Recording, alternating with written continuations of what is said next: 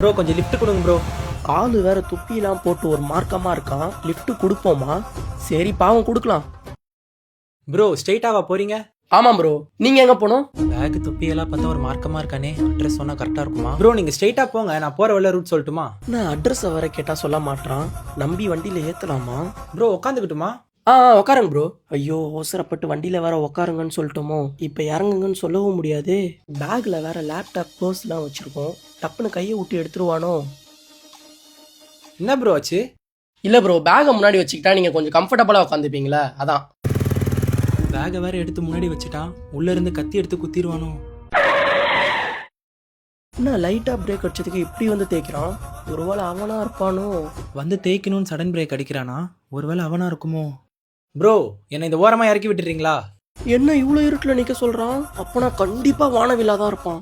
இருங்க ப்ரோ, லாஸ்ட்டாக லெஃப்ட் வரும்ல, அந்த லெஃப்ட் கிட்ட இறக்கி விட்டுறேன். லாஸ்ட் லெஃப்டா? ஒருவேளை என் கூட கத்தி சண்டை போட பிளான் போடுறானோ?